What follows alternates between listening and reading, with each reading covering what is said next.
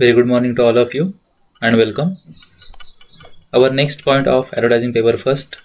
It is a green advertising.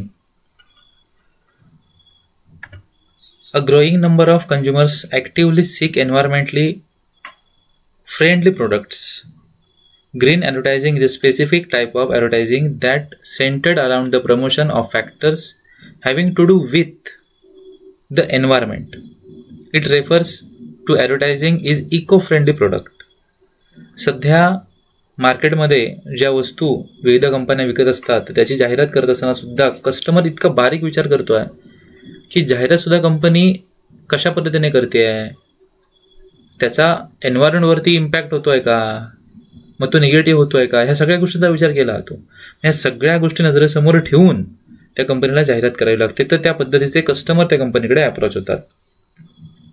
इथे म्हटलंय green advertising is a specific type of advertising that is centred around the promotion of factor having to do with the environment. म्हणजे जर समजा तुम्हाला याचं promotion करायचं असेल तर पर्यावरणाला कोणती हानी न पोचता तुम्हाला ते करावं लागेल.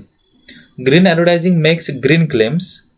Green claims is the explicit or implicit reference to the environmental or ecological impacts of production, distribution, consumption or disposal of a product or package.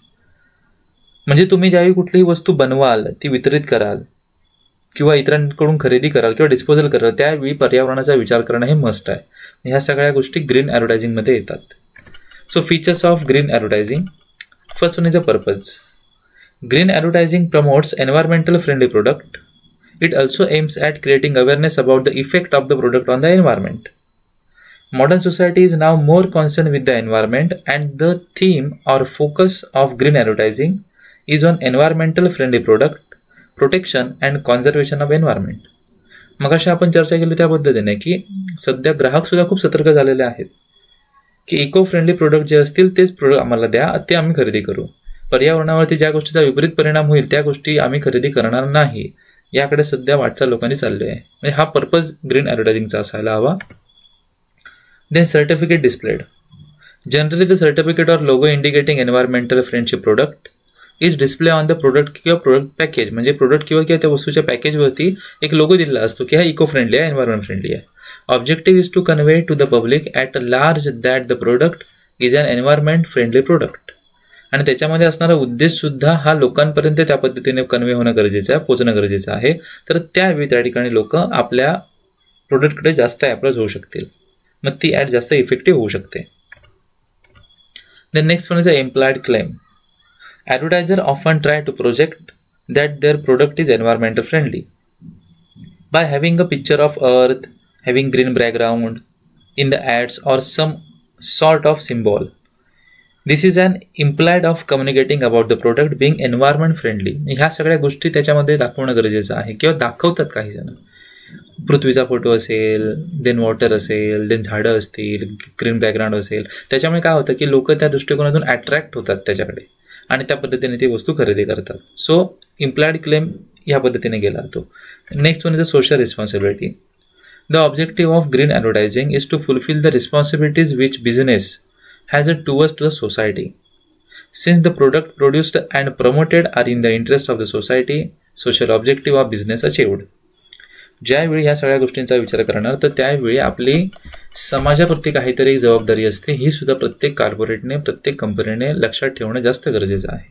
आणि ज्यावेळी त्या पद्धतीने ती गोष्ट लक्षात ठेवून वस्तू तयार केली जाते किंवा ती प्रमोट केली जाते तर त्यावेळी सोसायटीमध्ये देखील ती वस्तू तेवढ्या चांगल्या पद्धतीने ॲक्सेप्ट केली जाते. So social responsibility is one of the factor of green advertising.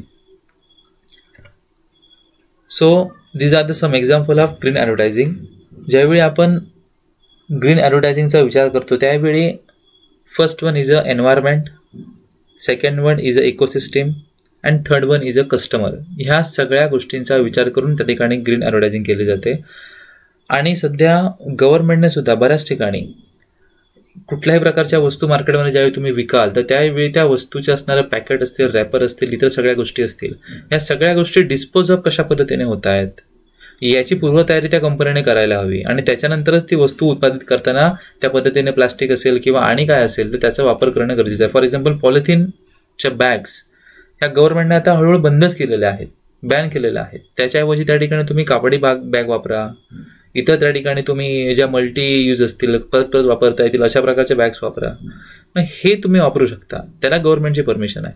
So ह्या सगळ्या गोष्टींचा विचार करून सुद्धा जाहिरात करत असताना आपलं प्रोडक्ट लोकांपर्यंत पोहोचताना लोक त्या पद्धतीने ॲक्सेप्ट करतील की नाही याचा देखील विचार करणं जास्त गरजेचं आहे. तर अशाच वेळी त्या ठिकाणी बिझनेस हा आपला चांगल्या पद्धतीने सक्सेस होऊ शकतो. So next point of this chapter it will be discuss in the next presentation. Thank you.